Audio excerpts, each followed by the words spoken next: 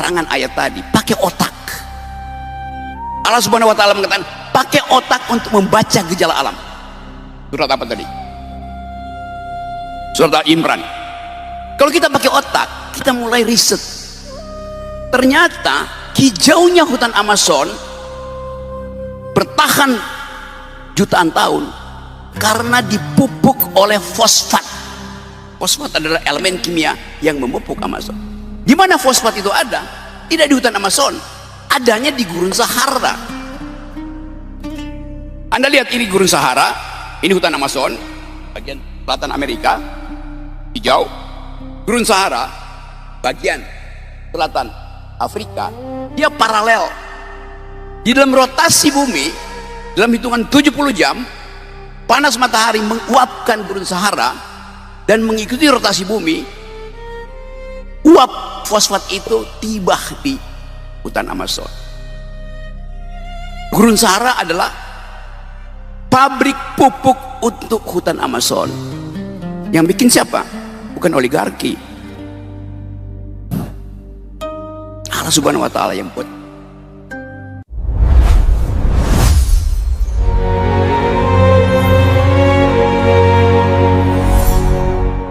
Assalamualaikum warahmatullahi wabarakatuh.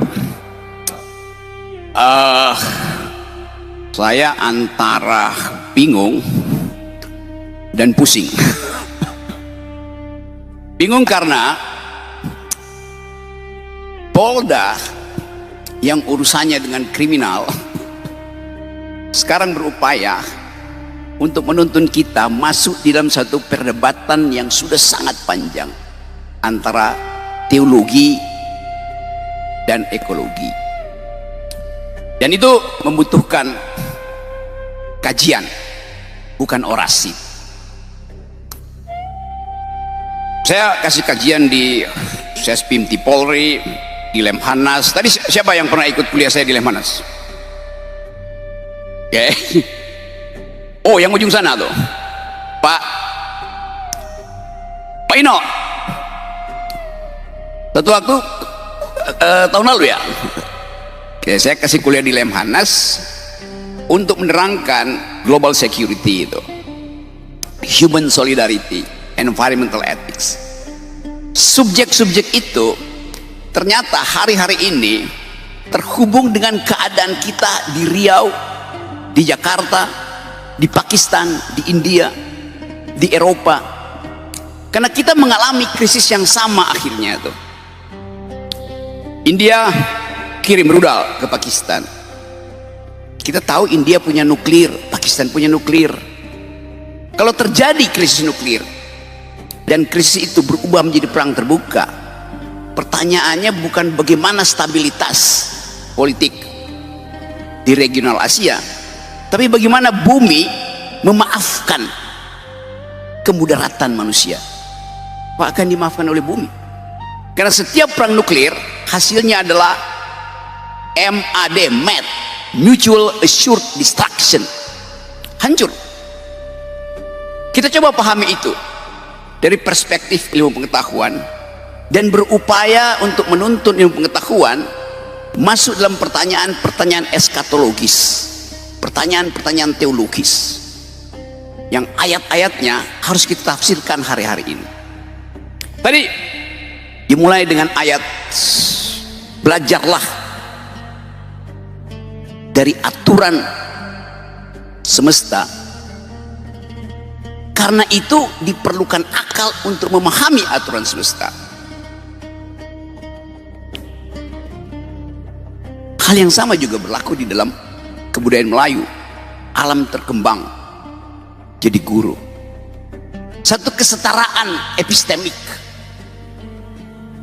Quran, teologi mengajarkan kami sudah memberi tanda-tanda, maka kalian harus berpikir.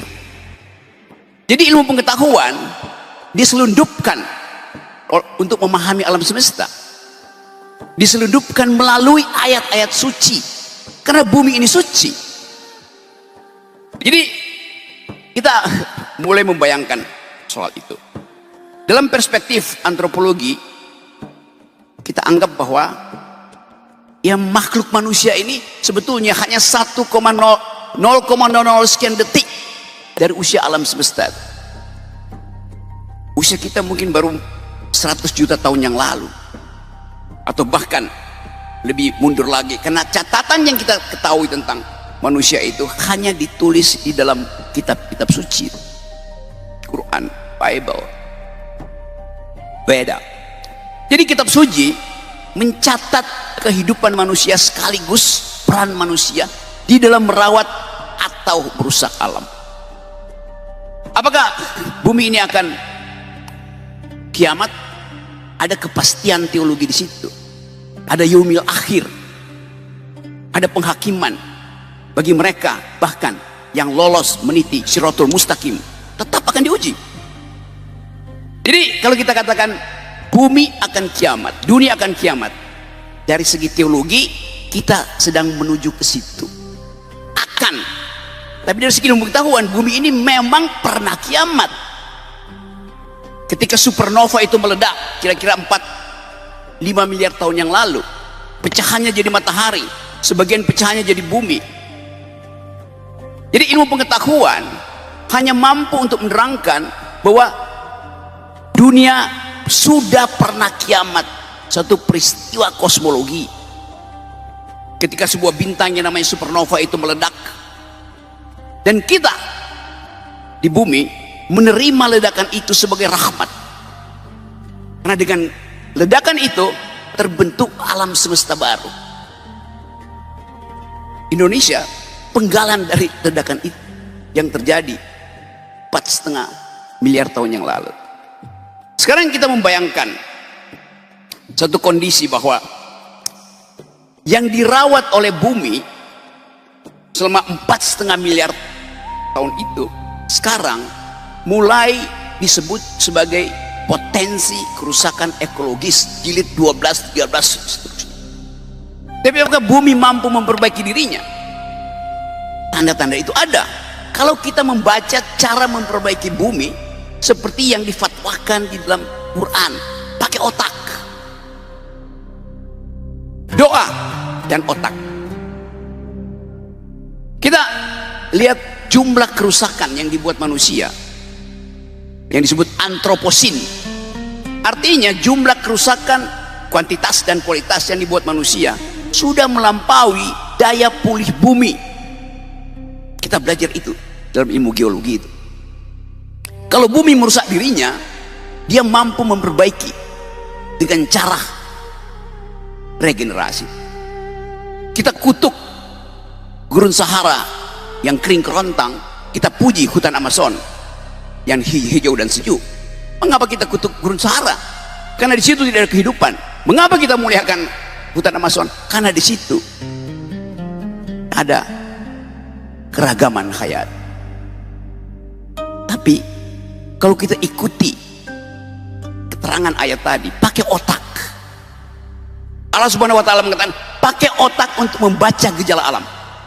Surat apa tadi? Surat Al-Imran. Kalau kita pakai otak, kita mulai riset. Ternyata hijaunya hutan Amazon bertahan jutaan tahun karena dipupuk oleh fosfat. Fosfat adalah elemen kimia yang memupuk Amazon. Di mana fosfat itu ada? Tidak di hutan Amazon, adanya di gurun Sahara. Anda lihat ini gurun Sahara, ini hutan Amazon, bagian selatan Amerika, hijau. Gurun Sahara, bagian selatan Afrika, dia paralel. Di dalam rotasi bumi, dalam hitungan 70 jam, panas matahari menguapkan gurun Sahara dan mengikuti rotasi bumi. Uap fosfat itu tiba di hutan Amazon. Gurun Sahara adalah pabrik pupuk untuk hutan Amazon. Yang bikin siapa? Bukan oligarki. Allah Subhanahu wa taala yang buat. Jadi kita melihat keteraturan itu ada bahkan dalam ide pertama penciptaan yang nanti akan diterangkan oleh UAS, Ustadz Akal Sehat. Kita coba memahami itu. Oh, belum bikin pantun ya?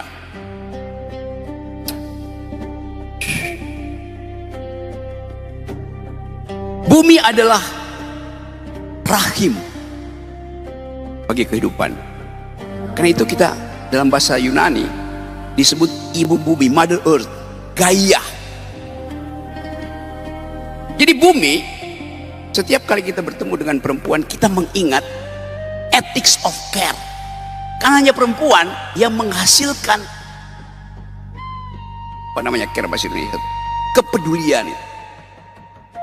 Laki-laki berpikir secara rasional, lalu dianggap perempuan tidak bisa berpikir secara rasional. Iya, tapi perempuan mampu untuk mendeteksi sesuatu yang tidak bisa dibaca oleh rasionalisme pengetahuan. Perempuan lebih dekat dengan teologi dibandingkan laki-laki. Kepekaan itu ada tuh. Perempuan, oke. Ada gurindam berjumlah 12 menjadi sumber tuah dan marwah Melayu. Ustadz Somad sungguh berkelas karena istrinya Putri Nan Ayu.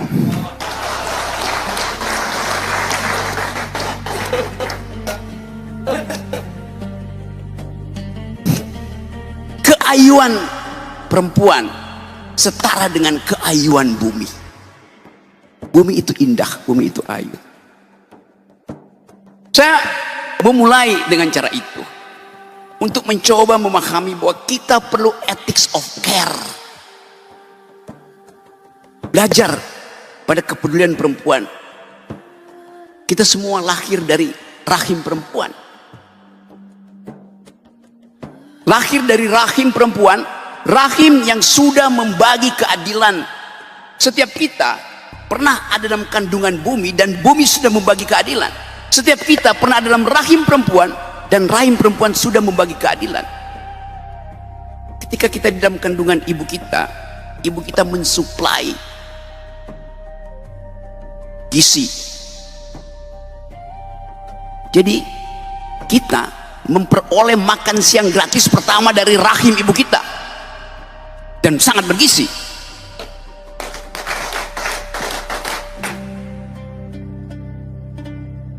Semua kita lahir dari rahim yang bergizi. Hanya ibu yang mengerti kecemasan bayinya, walaupun di sampingnya ada ayahnya yang lagi merokok.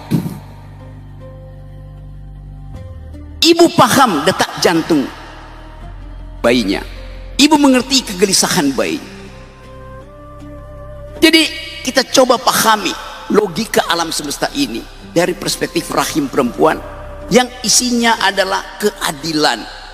Bayangkan kalau perempuan tidak mau berbagi nutrisi dengan bayinya, pasti bayinya lahirnya stunting. Tapi kalau negara gagal memberi gizi pada perempuan, negara bertanggung jawab pada nasib generasi muda. Kita masuk pada kegalauan tadi. Waktu kita dilahirkan dari rahim perempuan, kita pindah pada rahim laki-laki. Rahim laki-laki itu namanya APBD, APBN, Kongres Partai. Itu rahim laki-laki. Yang isinya adalah arogansi. Setiap rahim laki-laki, apalagi yang ada di Senayan, mengincar rahim APBN. Berapa yang bisa saya rampok? Itu yang terjadi. Kita coba bayangkan bahwa kemuliaan perempuan menuntut keadilan, sementara kebijakan publik sangat jarang memperhatikan hak-hak perempuan. Hak-hak bumi itu setara dengan hak-hak perempuan. Merusak bumi sama dengan memperkosa perempuan, karena dia adalah ibu kita, ibu bumi. Dasar pikiran itu harus betul-betul tumbuh di dalam kondisi epistemik. Kecerdasan diberikan oleh bumi pada kita, tapi kenapa kita mesti rusak? Karena arogansi, keinginan untuk mengubah wants menjadi needs itu. Bumi menyediakan kecukupan bagi kita yang kita butuhkan, basic needs. Tapi politik membuat needs itu menjadi wants, tambah mau lagi. Itu yang merusak lingkungan. Ketika needs sudah dipenuhi, wants-nya itu berubah menjadi keinginan untuk akumulasi. Itu ya, kerusakan lingkungan dimulai ketika ego antropologis kita menganggap bahwa bumi itu disediakan untuk kita eksploitasi. Nah, kerakusan itu yang tidak kita halangi. Jadi sekali lagi, sering dikatakan bahwa perempuan itu adalah makhluk kelas 2 karena dia dibuat dari tulang rusuk laki-laki. Jadi yang utama adalah laki-laki, perempuan itu cuma diambil dari tulang rusuknya. Tapi ilmu pengetahuan menerangkan sebetulnya bahwa kalau perempuan sekedar dibuat dari tulang rusuk laki-laki, laki-laki dibuat dari apa?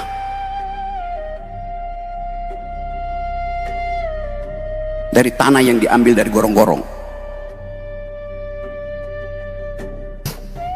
Ya, mana lebih mulia, tulang rusuk atau tanah liat? Tulang rusuk udah terbentuk kimianya, kalsiumnya udah cukup. Tapi itu keterangan kita untuk memahami supaya jangan merendahkan perempuan, Yunto jangan merendahkan alam. Perempuan akan bilang, iya saya dibuat dari tulang rusuk, tapi suami saya dibuat dari tanah gambut yang habis terbakar. Kita membayangkan itu. Tetapi sekali lagi, ada persekutuan hari-hari ini antara teologi dan ekologi. Teologi memberi semacam kelegaan batin untuk menghidupkan kembali harapan. Di dalam semua teologi, intinya adalah harapan bahwa ada sesuatu yang kita tunggu, suatu kemuliaan. Jadi manusia sedang berupaya untuk memuliakan kembali dirinya, tetapi dengan arogansi. Kalau kita katakan kami manusia ingin memuliakan alam, maka alam akan katakan selamat datang kembali. Dan hanya dengan itu kita tahu bahwa semua yang kita perbuat hari ini disaksikan oleh mata yang kita sebut sebagai alam semesta. Alam semesta disaksikan oleh sesuatu yang kita sebut energi eter. Tapi energi itu hanya disebut energi kalau dia menghasilkan keadilan. Bumi ditata dengan prinsip keadilan. Semua yang kita lakukan dibaca oleh ilmu fisika, dibaca oleh ilmu antropologi, dibaca oleh ilmu ekologi. Tapi ada yang tidak bisa kita baca, ilmu teologi. Inna rabbaka labil mirsad. Allah subhanahu wa ta'ala memahami kita, melampaui kemampuan kita membaca alam. Assalamualaikum warahmatullahi wabarakatuh. Bismillahirrahmanirrahim. Assalamualaikum warahmatullahi wabarakatuh.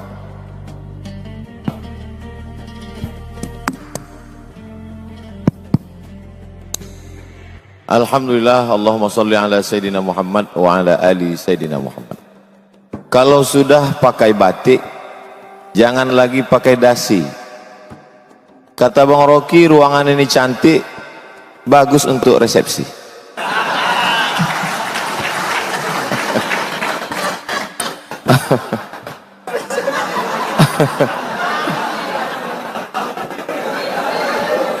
Jadi memang dalam tradisi Melayu ada yang disebut dengan membalas pantun.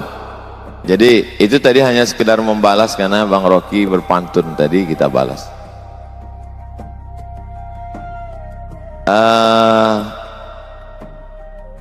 Sudah dibagi ini jatahnya, Bang Rocky menjelaskan dari aspek sains, saya diminta menjelaskan dari aspek agama. Tapi setengah dari pembahasan saya sudah diambil Bang Rocky. Ada beberapa istilah yang sudah dia pakai, saya hitung itu tadi. Yaumil akhir, Siratal mustaqim, Inna rabbaka labil mirsad. Dalam hati saya, ini kalau lama sedikit habis bahan saya ini.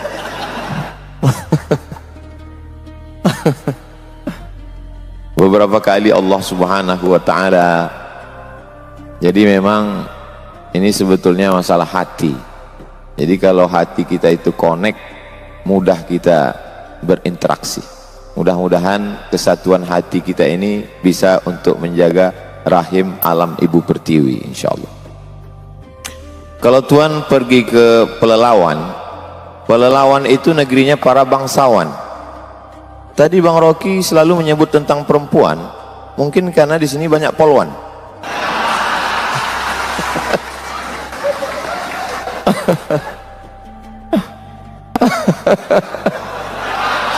So sweet, so sweet. Baik, jadi saya urutkan karena saya diminta dari aspek agama. Pintu gerbang untuk masuk ke agama Islam itu adalah syahadat asyhadu an la ilaha illallah wa asyhadu anna muhammadan rasulullah. Tuhan itu abstrak, tidak tersentuh, tidak kelihatan, tidak berbentuk. Dalam Islam bukan fisik, maka tidak dalam bentuk patung, bukan batu, bukan kayu dan lain sebagainya.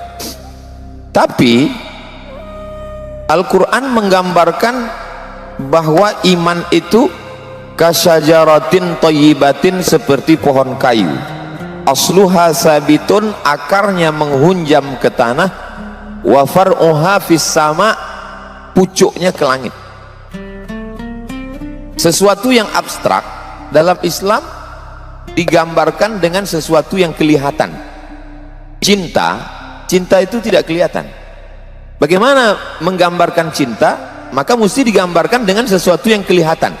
Maka muncullah ungkapan, cintamu seperti air di daun keladi, setelah tumpah tidak meninggalkan bekas. Begitu biasanya orang yang kecewa.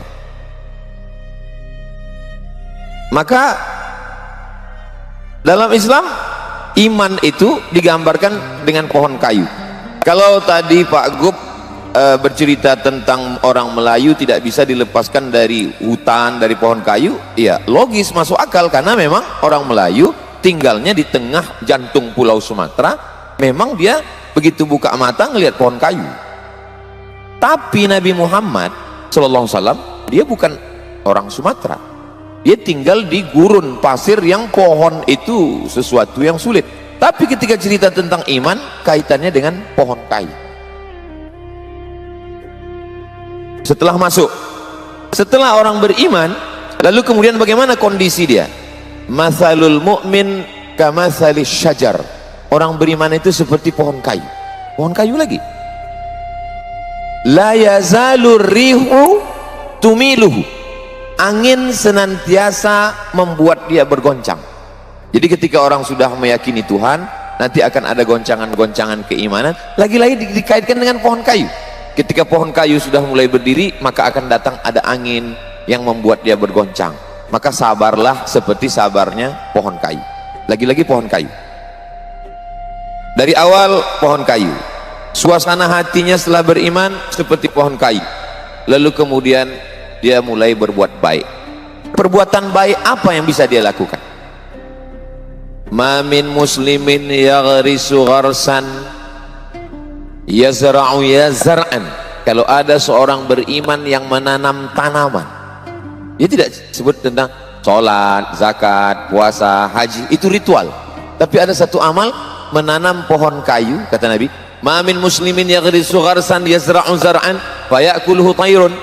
Kalau ada orang beriman menanam pohon kayu, lalu kemudian tanamannya itu dimakan oleh tayrun, burung, bahimatun, hewan, insanun, manusia, illa kanat lahu bihi sadaqah, maka itu sebagai sedekah. Makanya orang disuruh menanam pohon kayu depan rumah supaya apa? Supaya ada sedekah. Sekarang kita pergi ke rumah orang, lalu kita lihat di ruang tamunya ada pohon kayu, tapi ternyata setelah kita dekati rupanya pohon plastik. Itu bedanya di Mapolda, ternyata pohonnya asli semua. Makanya ada ungkapan, hijau rumput di rumah lebih hijau rumput sintetis. Dulu memang tetangga, sekarang udah berubah jadi rumput sintetis. Karena tidak pernah kering dia. Memang sekarang semua penuh dengan kepalsuan. Yang asli itu hanya di Mapolda. Lalu kemudian bagaimana dengan dosa? Dosa itu adalah judi dan seterusnya. Tapi orang lupa. Nabi mengatakan, man qata'a sidratan, siapa yang memotong satu batang pohon sidir. Pohon sidir biasanya tumbuh di tengah gurun pasir, ada unta yang bernaung di bawah, orang musafir dia berhenti sejenak. Siapa yang memotong sebatang pohon sidir, sawwaballahu ra'sahu finnar, maka kepalanya nanti akan disungkurkan ke dalam api neraka. Makanya saya, Bang Rocky, sejak dari musim-musim asap dulu, karhutlah, kebakaran hutan dan lahan, tidak pernah sekalipun mau diminta jadi imam sholat istisqa minta hujan. Enggak pernah sekali. Kenapa saya tidak mau? Karena yang membakar itu ikut sholat. Jadi bagi mereka kejahatan itu adalah kejahatan ritual. Padahal kejahatan yang lebih fatal adalah membakar hutan, itu kejahatan yang luar biasa. Misalnya saya mau jadi imam sholat istisqa, pas giliran hujannya nggak turun, yang disalahkan imam, padahal makmumnya itu salah semua. Alhamdulillah sejak Kapoldanya pencinta pohon-pohonan ini, sudah hujan tidak berhenti turun. Alhamdulillah. Beliau ini Kapolda, ketua polisi dakwah. Lalu kemudian bagaimana dengan pahala? Pahala itu adalah sholat, puasa, haji, zikir, baca Quran, ritual. Ada sisi lain tentang pahala. Idza waqa'at ala ahadikumul qiyamah, kalau kamu sudah mau mati, wa fi yadihi fasilah, di tanganmu ada bibit korma, falyaghrisha, tanamkanlah. Kalau kita udah mau mati, untuk apa kita nanam kurma? Kita tidak akan pernah menikmati manis buahnya. Kita tidak akan bisa bernaung di bawah daunnya yang rimbun. Tapi kenapa kita disuruh menanam? Karena kita menanam bukan untuk kita, tapi kita wariskan untuk orang di masa akan datang. Kalau kita dulu mewarisi pohon gaharu, pohon cendana, sudah gaharu cendana pula, sudah tahu betahnya pula. Tapi sekarang apa yang kita akan warisi ke anak cucu kita? Saya masih melihat di dalam hutan Riau, orang Melayu memotong bahan batang pohon cendana gaharu untuk mencari gaharu yang ada di dalam.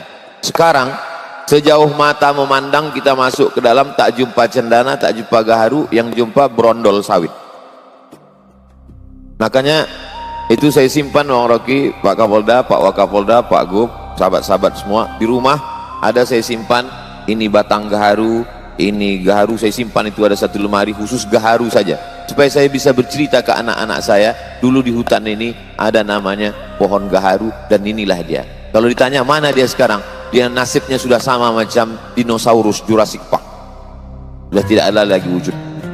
Jadi memang menanam adalah bagian daripada amal soleh.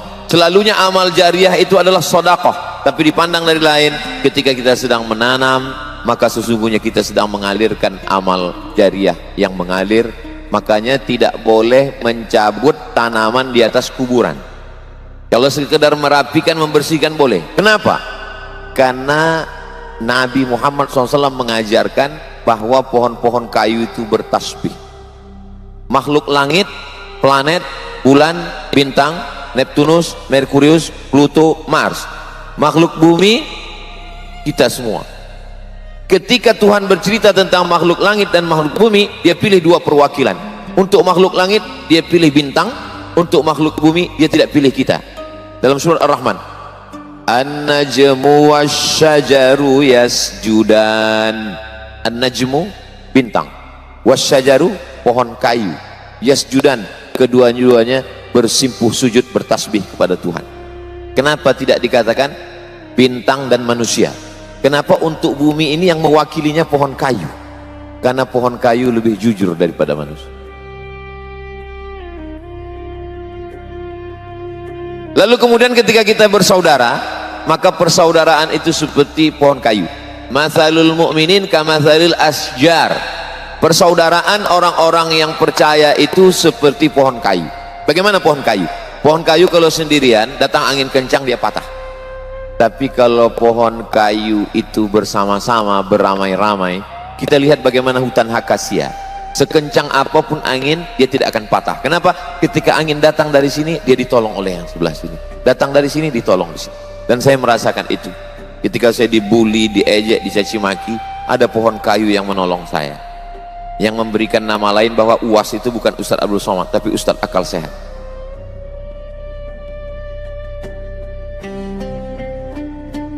Lalu kemudian susah saya untuk fokus ini. Memang cantik pohon kaktus ditanam di tengah taman. Memang susah kita untuk fokus kalau kita belum sarapan.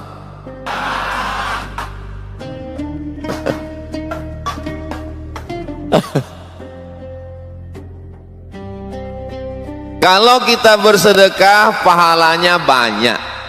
Ya, namanya banyak itu kan unlimited. Banyaknya berapa Ustadz? 1000, 100, 200. Lihat bagaimana Allah ingin menggambarkan kita tentang banyak. Matsalul ladzina yunfiquna amwalahum fi sabilillahi kamatsali habbah. Orang yang berbuat sedekah seperti menanam satu biji. Ambatat sab'a sanabil. Satu biji ini akan menumbuhkan 7 cabang.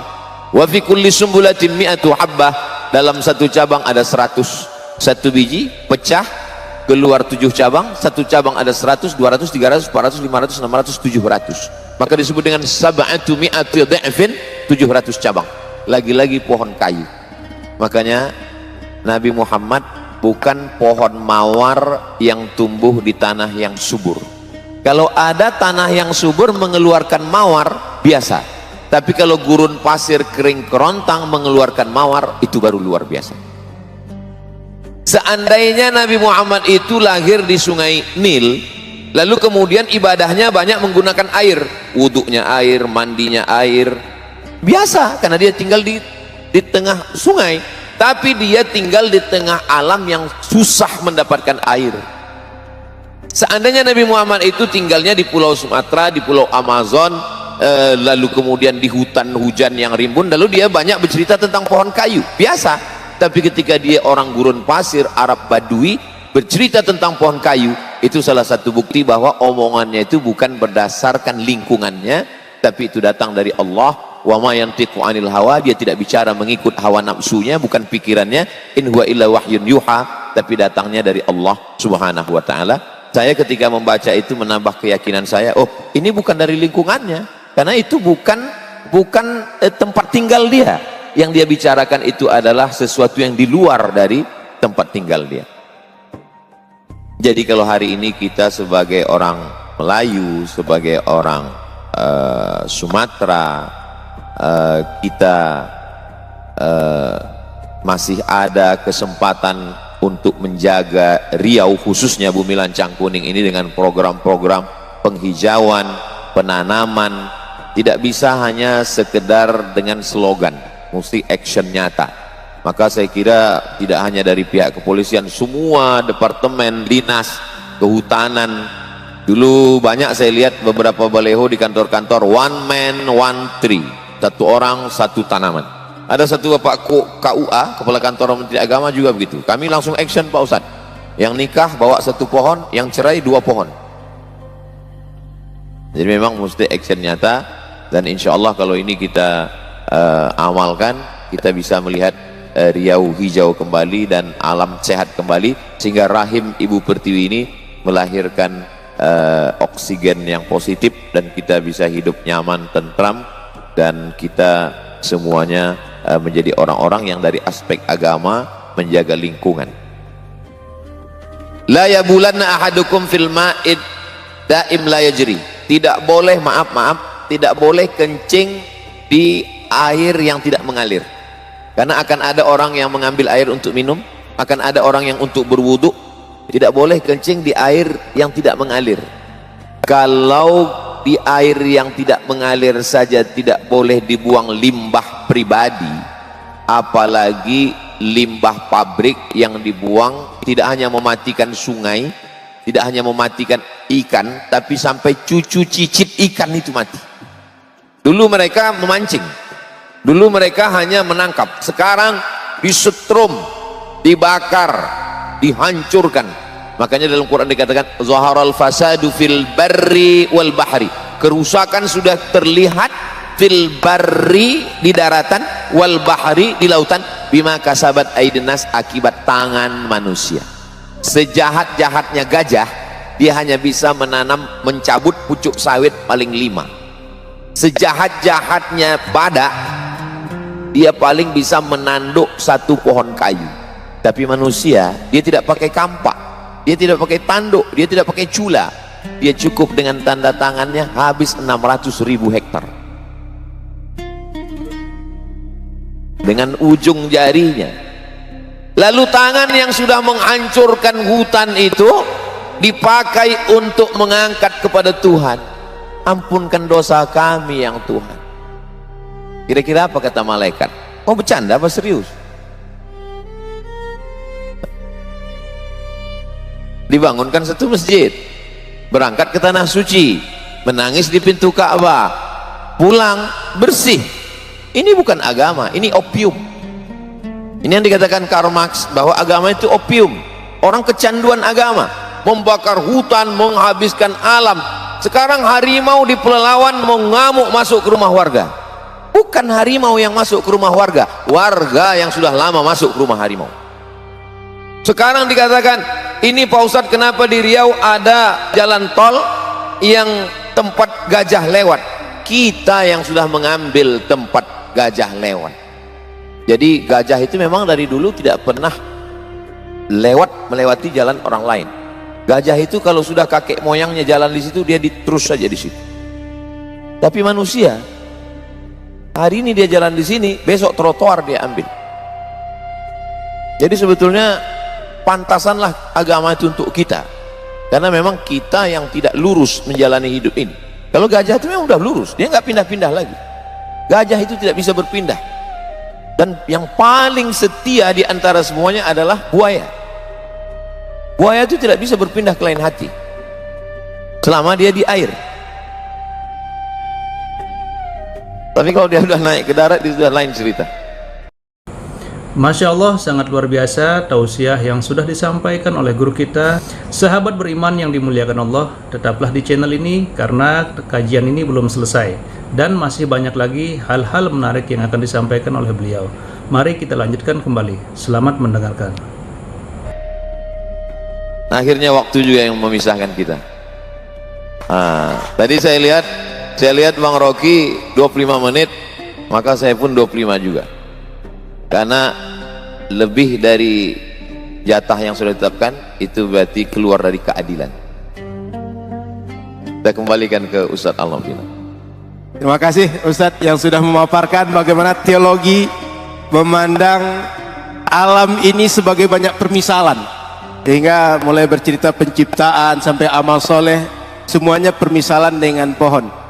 Sebelum kita lanjut dengan diskusi tanya jawab, Pak Kapolda, hari ini kawan-kawan kita biker subuhan milad yang ke-7 Pak Kapolda, dan akan silada pertama di Pekanbaru, sehingga kawan-kawan biker subuhan berasal dari berbagai daerah datang ke Pekanbaru. Silada pertama hari esok atau hari ini di Pekanbaru. Ini tim-tim tangguh kita yang biasa pengajian dengan Tuan Guru setiap Rabu subuh di Rimbo Panjang. Kita berharap biker subuhan ini tidak hanya sekedar kajian, tapi juga akan ikut menanam pohon bersama Pak Kapolda, menjaga alam bersama Bang Rocky dengan kepedulian, dengan keadilannya, sehingga rahim Ibu Pertiwi ini tidak menimbulkan banyak toksik yang banyak merusak tapi banyak manfaat, seperti yang dipaparkan Bang Rocky dengan keilmuan dan teologi oleh guru kita bersama Ustaz Abdul Somad. Sebelum kita tutup diskusi ini nanti dengan doa, kita buka dulu tanya jawab maksimal 3 orang. Silahkan kalau ada dari peserta menanggapi. Baik, abang yang di belakang baju merah 1. Silahkan kalau ada lagi maksimal 3 orang saja. Karena setelah ini kita akan sarapan pagi di rumah masing-masing. Oh, ada di sini Pak Kapolda ya? Ada. Satu, ada lagi yang lain? Oh, kasih pantun Pak, boleh Pak. Kasih pantun boleh, kasih petuah juga boleh. Silakan yang pertama, yang baju merah Bang. Assalamualaikum warahmatullahi wabarakatuh. Mohon nama dan dari mana Bang? Perkenalkan, nama saya Fajri Mas Said dari Ikatan Mahasiswa Muhammadiyah.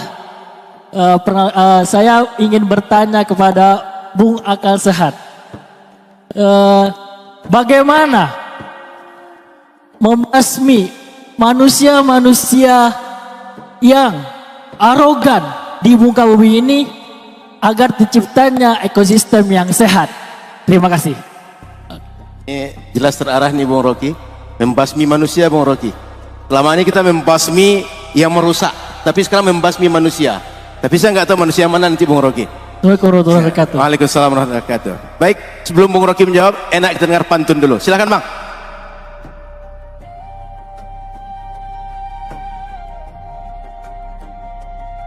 Ustadz Abdul Somad memang keren. Yang kedua buat Bung Rocky, beli karung pakai mobil hardtop. Bung Rocky Gerung memang top. Terima kasih. Jadi pagi ini ada orang keren, ada orang top ya Bang ya. Baik, Bung Rocky, silakan Bung Rocky. Membasmi manusia cerita kita Bung Rocky. Silakan. Oke, apa alasannya kita membasmi manusia? Itu adalah hak sang Khalik. Yang bisa kita lakukan adalah membasmi kejahatan manusia terhadap alam dengan ilmu pengetahuan, dengan keakraban. Saya coba terangkan beberapa cerita untuk melihat bagaimana kita mampu untuk melihat kelakuan manusia yang menyebabkan pohon itu berubah menjadi mebel.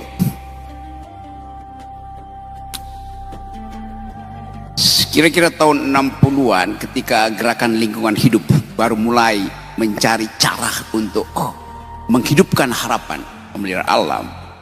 Ada satu peristiwa di Ohio, di State University of Ohio State University, di kota Columbus. Columbus itu ibu kota Ohio. Di satu pagi, seorang perempuan guru besar ilmu hukum yang punya hobi bangun pagi, kendati nggak bisa lari pagi bersama Kapolda Riau, dia merasa aneh karena waktu dia bangun pagi di hari pertama musim semi, tak seekor burung pun berkicau. Dia heran, dia bangun pagi di hari pertama musim semi justru untuk mendengarkan tweeting, kicau burung. Pada waktu itu belum ada Twitter. Tiba-tiba dia merasa kenapa sangat sunyi itu.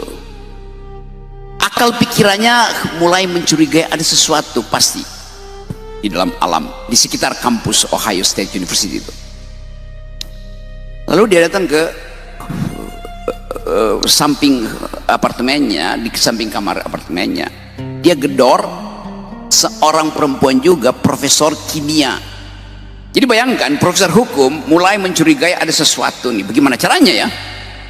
Pasti soal alam itu terkait dengan soal-soal kimia. Lalu mereka berdua mulai survei, ya 100-200 meter. Ternyata banyak burung, tetapi di dalam bentuk bangkai. Burungnya mati tuh di sekitar kampus Ohio. Akal pikiran, kuriositas mereka mulai bekerja. Kenapa? Ada bekas gigitan burung di pohon apel, pohon buah-buahan di sekitar kampus. Tapi kenapa ada? Ya, mayat burung-burung ini berserakan. Innalillahi wa inna ilaihi raji'un. Kuriositas menyebabkan mereka meneliti. Akhirnya diketahui bahwa burung-burung itu menyambut musim semi di dalam kegembiraan bersamaan dengan mulai tumbuhnya buah-buahan di situ. Mereka makan, tetapi ternyata mereka tidak tahu bahwa buah itu sudah disemprot dengan, dulu namanya apa, DDT, apa namanya itu, pestisida itu. Pestisida awal. Jadi itu dimulai kecurigaan bahwa keinginan manusia untuk menikmati buah apel yang ranum itu supaya tidak digigit oleh ulat menyebabkan, jadi ambisi manusia itu untuk dapat buah apel yang tak berulat menyebabkan hak burung untuk makan buah yang sama yang dikirimkan oleh Allah Subhanahu wa taala menyebabkan kematian. Burung tidak diberitahu bahwa kalian jangan makan buah itu karena kami sudah kasih pestisida. Jadi saya balik lagi pada si perempuan ini punya kecurigaan, dua perempuan tadi, karena mereka berpikir bahwa ini bumi rahim kami. Burung itu adalah kegembiraan pagi bagi dua profesor perempuan tuh. Disitulah dimulai satu upaya untuk memperlihatkan bahwa merawat bumi itu sama dengan merawat rahim perempuan. Jangan racuni rahim perempuan, jangan racuni bumi. Nah, peristiwa itu menghasilkan satu ideologi baru tentang ekologi. Nama profesor itu adalah Rachel Carson. Teman-teman mahasiswa tulis, cari di Google, baca bukunya. Rachel Carson menulis buku yang kemudian jadi acuan dari aktivis lingkungan. Judul buku itu adalah The Silent Spring, musim semi yang sunyi. Padahal musim semi biasanya dimulai di Kicabur. Jadi saya mau perlihatkan itu bahwa kebengisan manusia itu menyebabkan tewasnya makhluk yang diciptakan untuk menghuni bumi dengan kicaunya yang indah di pagi hari. Jadi kalau pertanyaan itu kita mulai dengan bagaimana membasmi manusia, jangan manusia itu dibasmi, ajari dia pengetahuan supaya satu waktu kalau dia ingin pakai pestisida, dia mesti minta izin pada burung. Absurd, tapi harus itu yang dilakukan. Karena sekarang tidak ada lagi hierarki makhluk di mata bumi. Saya, Ustadz Somad, dan bangkai burung itu sama status ontologinya ketika kita meninggal. Roh kita, kalau kita suci, pergi ke surga. Tapi tubuh kita dan tubuh burung itu diurai oleh bumi menjadi mineral sama hasilnya dari segi ilmu pengetahuan. Ya, sekali lagi itu hal yang ingin saya terangkan supaya karena itu kita mulai lakukan edukasi di sini. Keinginan kita untuk menghasilkan pikiran dimulai dari kuliah-kuliah semacam ini yang dengan bagus dimulai di Polda Riau, dan lebih bagus lagi karena mengundang Ustadz Akal Sehat, dan sangat sempurna karena mengundang Presiden Akal Sehat. Ya, sekali lagi itu terakhir sekaligus penutup pantun apa ya? Tadi apa yang negeri bangsawan itu lelawan. Negeri pelelawan, negeri bangsawan. Kapolda Riau menanam pohon. Mari kita terus berkawan. Di dalam doa saya memohon. Terima kasih. Abu Sufyan membawa 1.500 pasukan perang dan 15 orang perempuan yang bernyanyi dan bergendang untuk memberikan semangat. Kalau sekarang mungkin cheerleader. Setelah jenazah-jenazah para sahabat Nabi itu bergelimpangan, lalu dia dengan kuda Arab Black Stallion itu bertanya, mana Muhammad? Itu terjadi tahun ketiga. Hari berganti, musim berubah, tahun keempat, tahun kelima, tahun keenam, tahun ketujuh, tahun ke-8. Tahun ke-8 Nabi Muhammad SAW membawa 10.000 pasukan masuk ke kota Makkah. Dan ketika itu panglima perangnya Sa'ad bin Ubadah mengacungkan pedang, hadza yaumul malhamah, kita akan membunuh Abu Sufyan. Apa kata Nabi? Man dakhala baita Abi Sufyan fahuwa amin. Siapa yang masuk ke rumah Abu Sufyan aman. Nabi tidak membenci Abu Sufyan, yang Nabi benci perbuatan. Istri Abu Sufyan, perempuan dendam kesumat, namanya Hindun.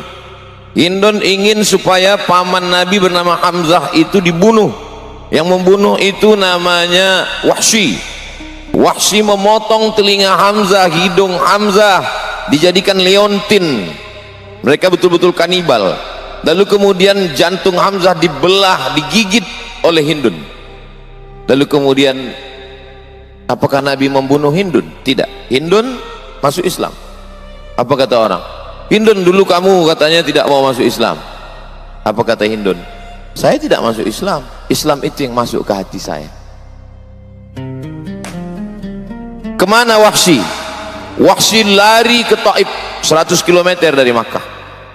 Setelah 19 hari Nabi di Makkah, Nabi pulang ke Madinah. Wahsy pulang lagi ke Makkah. Ternyata tidak ada satu telinga orang Makkah yang dipotong, tidak ada satu hidung yang digunting.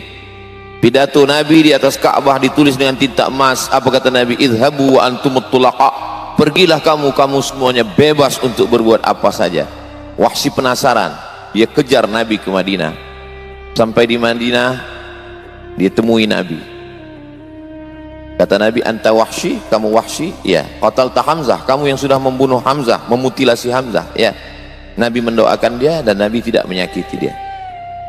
Kita tidak membunuh orang, kita tidak membinasakan orang, tapi kalau orang itu sudah bertobat, berbuat baik, wa atsbi'is sayyi'atal hasanata. Kalau dulu kau pernah menghancurkan bumi Riau, membakar, memotong pohon kayu, sekarang bertaubat, tapi taubatnya bukan cuma zikir di masjid, taubatnya cuma bukan baca Yasin, ikut lagi dalam program penanaman penghijauan Riau, bergabung dengan Presiden Akal Sehat, Ustadz Akal Sehat, dan Polisi Akal Sehat untuk menghijaukan Riau kembali. Itu baru namanya taubat nasuha. Kalau hanya sekedar bertaubat, pergi ke Makkah nangis, nangisnya pun bukan karena mengakui dosa, tapi karena habis belanja duit habis, hentikanlah kepalsuan ini, mulailah menanam.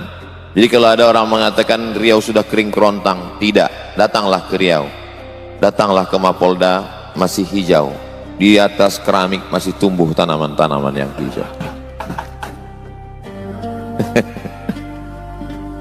Akhirnya ditutup dengan pantun penutup, menangkap puyuh di Bukit Selasih.